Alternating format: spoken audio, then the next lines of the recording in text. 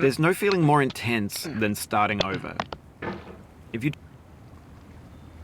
deleted your homework the day before it was due, as I have, or if you left your wallet at home and you have to go back after spending an hour in the commute, if you won some money at the casino and then put all your winnings on red but it came up black, if you got your best shirt dry cleaned before a wedding and then immediately dropped food on it, if you won an argument with a friend and then later discovered that they just returned to their original view, starting over is harder than starting up. If you're not ready for that, like if you've already had a bad day, then what you're about to go through might be too much. Feel free to go away and come back. I'll be here. Alright, thanks for coming with me on this trip. I'll understand if you have to take a break at any point. Just find a safe place to stop and quit the game. And don't worry, I'll save your progress, always. Even your mistakes. This game is a homage to a free game that came out in 2002, titled Sexy Hiking. The author of that game was Jazzuo, a mysterious Czech designer who was known at the time as the father of B games. And B games are rough assemblages of found objects. Designers slap them together very quickly and freely, and they're often too rough and unfriendly to gain much of a following. They're built more for the joy of building them than as polished products. In a certain way, Sexy Hiking is the perfect embodiment of a B game. It's built almost entirely out of found and recycled parts, and it's one of the most unusual and unfriendly games of its time. In it, your task is simply to drag yourself up a mountain with a hammer. And that act of climbing, in the digital world or in real life, has certain essential properties that give the game its flavor. No amount of forward progress is guaranteed. Some cliffs are too sheer or too slippery. And the player is constantly, unremittingly in danger of falling and losing everything. Anyway, when you start Sexy Hiking, you're standing next to this dead tree that blocks the way to the entire rest of the game. It might take you an hour to get over that tree, and a lot of people never got past it. You prod and you poke at it, exploring the limits of your reach and your strength, trying to find a way up and over. And there's a sense of truth in that lack of compromise. Most obstacles in video game worlds are fake. You can be completely confident in your ability to get through them once you have the correct method or the correct equipment or just by spending enough time. In that sense, every pixelated obstacle in Sexy Hiking is real. The obstacles in Sexy Hiking are unyielding, and that makes the game uniquely frustrating. But I'm not sure Jazzuo intended to make a frustrating game. The frustration is just essential to the act of climbing, and it's authentic to the process of building a game about climbing. A funny thing happened to me as I was building this mountain. I'd have an idea for a new obstacle, and I'd build it, test it, and it would usually turn out to be unreasonably hard. But I couldn't bring myself to make it easier. It already felt like my inability to get past the new obstacle was my fault, as a player rather than as a builder.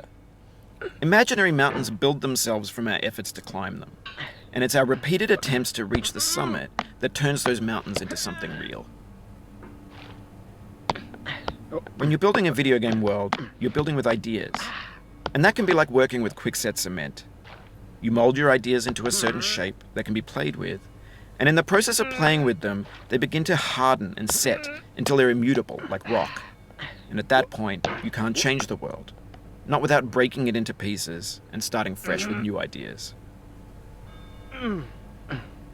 For years now, people have been predicting that games would soon be made out of prefabricated objects, bought in a store and assembled into a world. And for the most part, that hasn't happened, because the objects in the stores are trash. I don't mean they look bad or that they're badly made, although a lot of them are.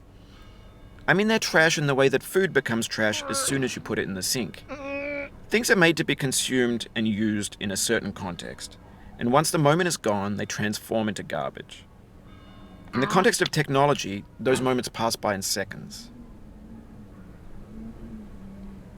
Over time, we've poured more and more refuse into this vast digital landfill that we call the internet. It now vastly outnumbers and outweighs the things that are fresh and untainted and unused.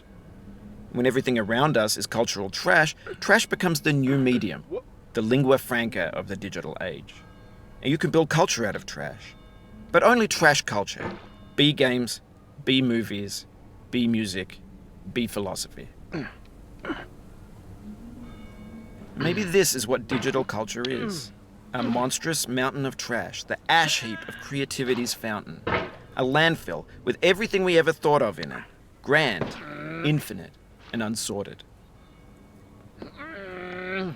There's 3D models of breakfast, Gen X's fanfic novels, scan magazines, green screen Shia LaBeouf, banned snuff scenes on LiveLeak. Facebook's got lifelike bots with unbranded adverts and candid shots of Kanye and Taylor Swift mashups, car crash epic failed GIFs, Russian dashcam vids, discussions of McRibs, discarded, forgotten, unrecycled, muddled, rotten, untitled. Everything's fresh for about 6 seconds, until some newer thing beckons, and we hit refresh. And there's years of persevering, disappearing into the pile, out of style, out of sight. In this context, it's tempting to make friendly content that's gentle, that lets you churn through it but not earn it. Why make something demanding if it just gets piled up in the landfill, filed in with the bland things? When games were new, they wanted a lot from you. Daunting you, taunting you, resetting and delaying you. Players played stoically. Now everyone's turned off by that. They want to burn through it quickly, a quick fix for the fickle, some tricks for the clicks of the feckless.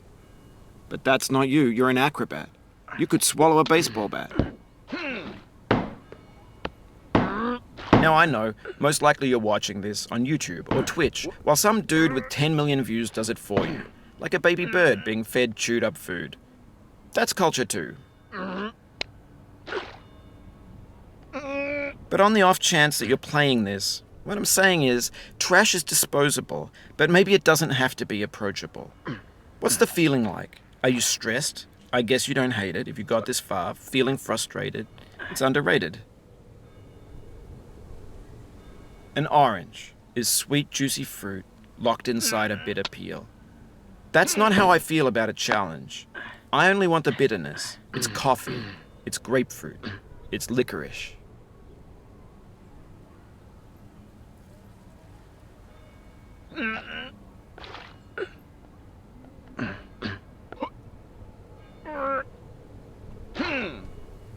Oh, you just lost a lot of progress. That's a deep frustration, a real punch in the gut.